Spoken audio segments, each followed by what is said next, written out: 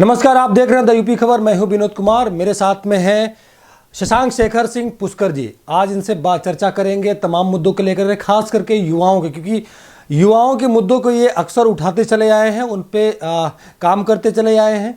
अब इनसे बात करते हैं उन्हीं मुद्दों के जो जिनका सीधे सरोकार है। उन्हीं मुद्दों पर चर्चा करेंगे जिनसे सीधे सरोकार है उन युवाओं से। तो पुष्कर जी, सबसे पहले आपका बहुत बहुत स्वागत है हमारे स्टूडियो में। हम आज आपसे कुछ सवाल ऐसे होंगे मेरे, हो सकता है आपको बुरा लग जाए, लेकिन बड़े सटीक सवाल हैं वो युवाओं को लेकर के। आप भी राजनीतिक पार्टी से बिलोंग करते हैं, ये तो नहीं पता मुझे कि किस दल में आप आते हैं, लेकिन मैं आपसे एक सवाल करना चाहूँगा कि आज के जो मौजूदा हालात हैं, चुनावी जो माहौल चल रहा है, वहाँ से युवाओं के जो मुद्दे होते हैं वो गायब दिखाई दे रहे हैं। इस पर क्या कहना चाहेंगे आप? आपको पहले मैं बता देना चाहता हूँ कि राष्ट्रवादी युवा अधिकार मंच का जब हमने गठन किया था, इन्हीं कारणों से किया था कि राजनीतिक दल नौजवानों को सिर्फ वोट बैंक और प्रचार तंत्र के रूप में इस्तेमाल करती है। नौजवानों की भूमिका और भागीदारी को लेकर के किसी भी पार्टी के पास, न किसी के सरकार के पास कोई अब तक कोई कार्य योजना नहीं। तो मैं किसी दल और पार्टी से नहीं, स्वतंत्र रूप से नौजवानों के मुद्दों पर लड़ाई लड़ रहा हूँ। उत्तर प्रदेश में भी समूचे राष्ट्र के नाते एक राष्ट्रवादी युवा अधिकार मंच का मैंने गठन किया। 65 से 70% का जो आबादी का नौजवान है, उन नौजवानों के हक के लिए, उनके अधिकार के लिए, उनको संरक्षण के लिए, उनके संवर्धन के लिए राष्ट्रवादी युवा अधिकार मंच का गठन किया गया था। तो नौजवानों की बात अधूरी रह जाती है इसलिए कि अभी तक नौजवानों का कोई अपना नीति नहीं बन पाया है। राष्ट्रीय स्तर पर कोई उसका आयोग नहीं है। रोजगार जैसी समस्या से देखते हैं कि बेरोजगारी बड़ी समस्या है देश के अंदर। उससे निपटने के लिए, रोजगार जैसे विषय पर काम करने के लिए राष्ट्रीय रोजगार गारंटी योजना नहीं बन पाई है। इन तमाम मुद्दों को लेकर के हम लोग सड़क पर भी और भी जो भी माध्यम रहा उस पर संघर्ष कर रहे हैं और नौजवानों के मुद्दों पर इन राजनीतिक दलों को भी सोचने के लिए विवश कर रहे हैं, मजबूर कर रहे हैं। पुष्कर जी, एक सवाल ये भी है कि जब रोजगार की बात हो रही है, चुनावी माहौल है, ऐसे में जो शिक्षा का मुद्दा होता है वो मतलब चुनावी माहौल में गायब होता दिखाई दे रहा है। चुनावी माहौल में उन शिक्षा पे कोई बात नहीं कर रहा है।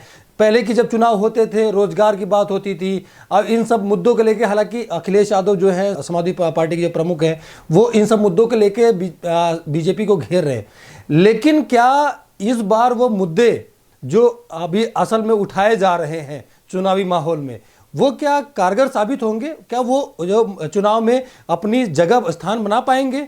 आपको क्या लगता है पुष्कर जी? दुर्भाग्यपूर्ण विषय है कि शिक्षा के सवाल पर, रोजगार के सवाल पर, इन तमाम सवालों पर चुनाव नहीं हो पा रहे हैं।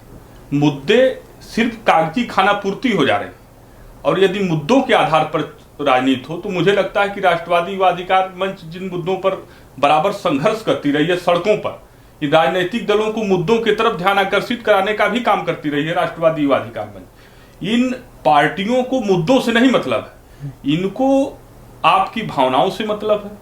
जिस तरीके से आप देखेंगे कि नौजवानों की भावनाओं के साथ किस तरीके से जाति और धर्म के नाम पर उनको गुमराह किया जाता है।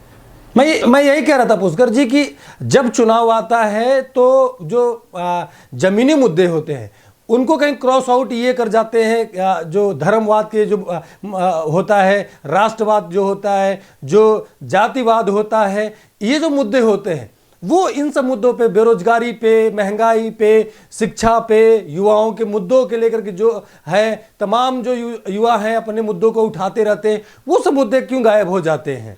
मेरा यही कहना है कि इन राजनीतिक पार्टियों को जाति और धर्म के आधार पर ही चुनाव लड़ने में मजा आता है, उसी को मुद्दा बनाना चाहती है।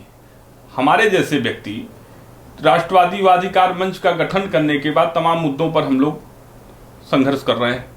इन तमाम मुद्दों के पास आप बताइए, उस मुद्दों को कहाँ कौन जिक्र करना चाहता है? चाहता है कोई? उन मुद्दों को किनारे कर दिया जाता है।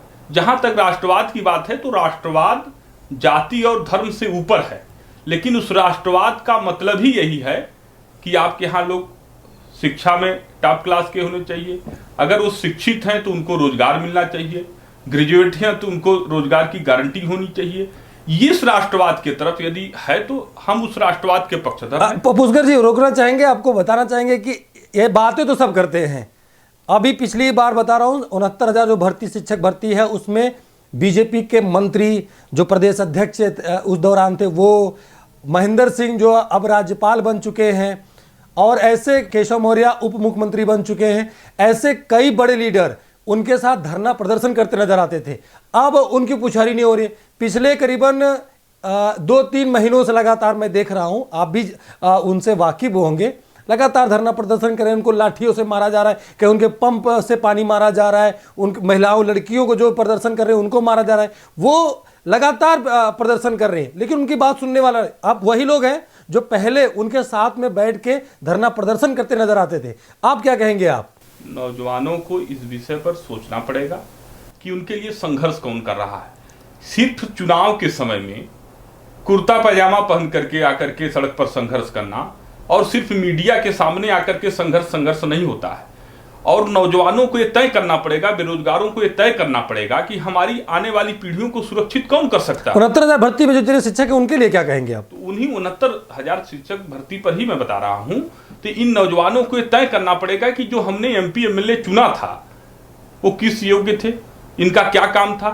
वो जब नहीं बोल पा रहे हैं काम, भाई मैं आपके माध्यम से मंच के माध्यम से मैं बोल रहा हूं, इस बात के बोलने का भाई कौन इसकी क्रियान्वयन कराता है? इन सारी चीजों को सदन में वो पावर में है, तो ऐसे लोगों को चुन करके भेजने का काम ये बेरोजगार करते हैं, नौजवान करते हैं। तो जिस दिन वो बहिष्कार कर देंगे तो मुझे लगता है कि नौजवान के हाथ में लगाम है। ये 65% की आबादी का नौजवान जिस दिन चाहेगा तमाचा मार करके इन लोगों को किनारे कर देगा सदन में। इनकी आवाज को बुलंद करने वाले, इनके हक और हुकूक की लड़ाई लड़ने वाले लोग सदन में होंगे।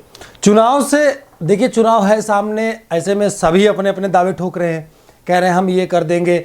अब योगी सरकार टैबलेट बांटने जा रही है।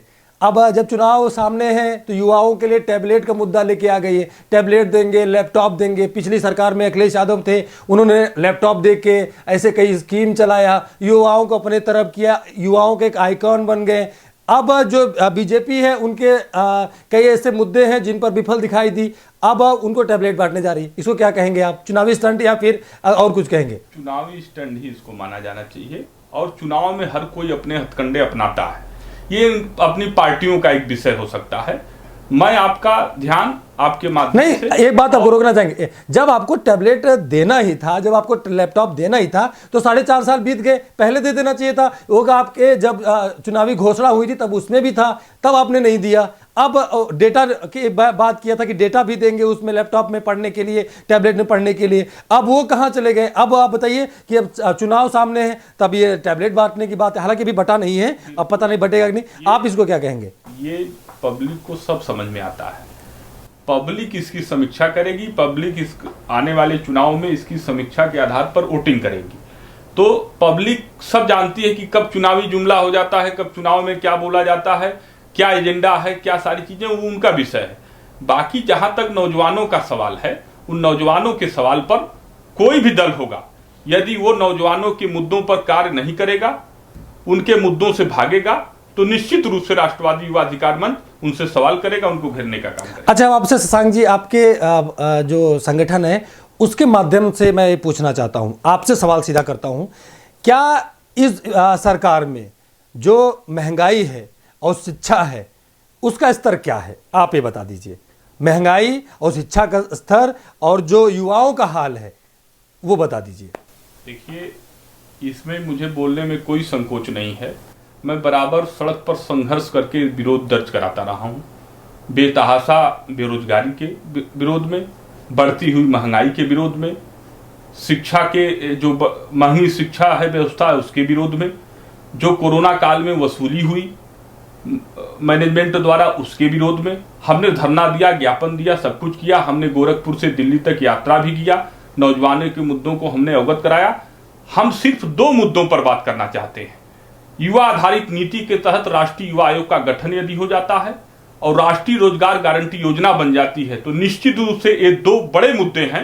ये दोनों मुद्दों पर सारे समस्याओं का हल है। ये पार्टियां बच रही हैं, इन पार्टियों को बचने नहीं देना है।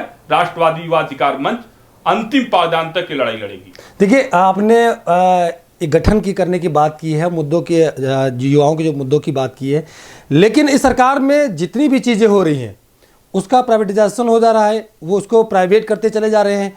अब वो आउटसोर्सिंग के माध्यम से उनको नौकरियां दे रही हैं। आउटसोर्सिंग एक बड़ा मुद्दा है, सरकारी नौकरियां गायब होती जा रही हैं, आउटसोर्सिंग उसमें भिड़ा दे रहे हैं। इसको क्या कहेंगे? आप गठन की बात कर रहे हैं लेकिन वहां सब प्राइवेट होता जा रहा है। आपको जानकारी होनी चाहिए कि सबसे पहले 2013 में आउटसोर्सिंग प्रथा का, इस कुप्रथा का विरोध मेरे द्वारा किया गया था और विरोध का पैमाना इतना बड़ा था। उस समय दूसरी सरकार थी, भारतीय जनता पार्टी की सरकार नहीं थी। उस विरोध का कोई संज्ञान नहीं लिया गया। 17 में सरकार बनी, 17 में सरकार को मैंने घेरने का काम किया। बगैर किसी नियमावली के आउटसोर्सिंग के माध्यम से सरकारी विभागों में बधुआ मजदूर के तरीके से पढ़े लिखे योग्य नौजवानों को नौकरी कराया जा रहा था। किसी प्रकार की कोई नियमावली नहीं थी। राष्ट्रवादी युवा अधिकार मंच के कार्यकर्ताओं ने, पदाधिकारियों ने, हम सारे लोगों ने मिलकर के सरकारों को घेरने का काम किया। तो एक जेम पोर्टल नामक, एक कह लीजिए कि चाहे अपने बचाव के पक्ष में चाहे जो भी, एक नौजवानों को एक राहत, बेरोजगारों के लिए व्यवस्था बनी। फिलहाल हम आउटसोर्सिंग व्यवस्था के खिलाफ हैं, आउटसोर्सिंग प्रथा को समाप्त करने के पक्षधर हैं। अच्छा, लास्ट सवाल आपसे ये करना चाहेंगे, 69,000 अभी भी मैं भूला नहीं हूँ, 69,000 जो शिक्षक भर्ती हो, जो लगातार सर्दी गर्मी, अभी एक स्टेटमेंट जारी किया था वो लोगों ने कि उनका जो दिवाली हुई, होली हुई और भी जितने तीज त्यौहार हुए, रक्षाबंधन हुआ, भैया दूज हुआ, सब उनका वही प्रदर्शन में बीत रहा है। महिलाएं हैं और क्या बोलते हैं नौजवान हैं, सब वहीं पर हैं। आपके जो संगठन है क्या खुलकर उनके लिए आएगी साथ में? बिल्कुल साथ में है उनके? बिल्कुल, मैं साथ में था पहली बार। पहले प्रदर्शन में हम सारे लोग, हमारे महासचिव बैठे हैं, सब लोग, सारे पदाधिकारी, हम लोग गए थे। पहला समर्थन हमारा ही था, हम उस पर डट करके मुकाबला कर रहे थे। उसमें तमाम पार्टियों के लिए तमाम लोग राजनीतिक रूप से उसको रोटियां सेकने लगे। वो राजनीतिक रोटी के चलने में ये बेरोजगार बेचारे उसके शिकार हुए। हुआ क्या, परिणाम आप सामने देख रहे हैं। मैं इस तमाम घटनाओं को दुर्भाग्यपूर्ण मानता हूं। मैं इसीलिए व्यवस्था परिवर्तन के पक्ष में हूं। जब तक व्यवस्थाएं नहीं बदली जाएंगी, जो पढ़ा लिखा योग्य नौजवान, आप देखते हैं कि उसके पास योग्यता होती है लेकिन उसको दबाया जाता है। जब तक नौजवानों के हाथ में लगाम नहीं होगी, चाहे वो सत्ता हो चाहे वो ब्यूरोक्रेट हो, तब तक कुछ कर पाना असंभव है। आप देखेंगे कि ब्यूरोक्रेट भी आपको इन नौजवानों के शोषण में उसकी भूमिका को आप कम ना किए। तो सरकार और ब्यूरोक्रेट के मिली भगत से जो ये बच्चे परेशान हुए हैं, हमारी पूरी मानवीय संवेदना उनके साथ है। उनके हक हुकूक की लड़ाई जब भी आवश्यकता पड़ेगी, आज भी कह रहा हूं आपके माध्यम से, हमेशा उनके साथ खड़े रहेंगे। अच्छा, एक सवाल मेरा है, थोड़ा सा हटके है, युवाओं से तो हटके है। कृषि कानून, जो तीनों कानून है, उसको सरकार ने वापस ले लिया है। इसको किस नज़र से देखते हैं आप? जो कि चुनाव सामने है, ऐसे में सरकार देख रही है, अपना मुनाफा देख रही है। हर कोई सियासी दल होता है, अब कोई घाटे का सौदा तो नहीं करता है। तो मतलब इसको क्या कहेंगे आप? चुनावी स्टंट कहेंगे या मास्टर स्ट्रोक कहेंगे या फिर कुछ और कहेंगे कि मतलब कि हाँ, ये सरकार की संवेदनाएं हैं, जो सरकार के लोग वही उन्हीं किसानों को क्या क्या नहीं कह दिए, हम कहें, आप खुद जानते हैं, आप ही कह दीजिए। देखिए, प्रथम दृष्टया प्रधानमंत्री जी धन्यवाद के पात्र हैं, देर ही सही लेकिन दुरुस्त उन्होंने कृषि कानून, लेकिन बहुत देर हो चुकी है पुष्कर जी, बहुत देर चुकी है। खालिस्तानी आतंकवादी तक कह दिया गया उनको। मानते हैं, अभी मैं पूरी बात आपको बता रहा हूं विस्तार से। 700 किसानों की हत्या हो गई, 700 किसान बेचारे उसमें मारे गए उस आंदोलन में। आपने देखा कि लखीमपुर खीरी में एक मंत्री के लड़के द्वारा गाड़ी चढ़ा दी गई। इस तरीके के कृत्य हुआ, मैं मानता हूं इस बात को। लेकिन ये जो इतना लंबा समय प्रधानमंत्री जी ने लिया, हो सकता है कि वो किसानों की परीक्षा ले रहे हैं। किसान उस परीक्षा में पास हुआ है और सरकार यहाँ, ये कैसी परीक्षा पुष्कर जी कि जान चली जाए, सब घर बार छोड़ के बैठे वहां पे बैठे रहे, लाखों मतलब कि वहां पर किसान धरने पर बैठा है, कितने किसान लापता हो गए। अंततः किसानों की जीत हुई है। मेरा कहना सिर्फ इतना है कि 700 किसानों की शहादत के बाद यदि किसान उस पर विजय पाया तो ये किसानों की जीत है, प्रधानमंत्री जी की हार है। प्रधानमंत्री जी को ये समझना पड़ेगा और कभी भी इस तरीके के निर्णय लेने से पहले संवैधानिकता का, संविधान का हर विषय पर उनको एक दूरदृष्टिता देखते हुए, मैं तो प्रधानमंत्री जी को बहुत दूरगामी सोच का व्यक्ति मानता था, लेकिन किस तरीके से इस मामले पर विफल हो गए, ये बहुत बड़ा सोचने का प्रश्न है। इसमें बहुत गहराई में मैं जाना नहीं चाहता हूं, बाकी आप सारे लोग आएंगे, जब गहराई पर इस विषय पर बात होगी तो बहुत कुछ रख सकता हूं।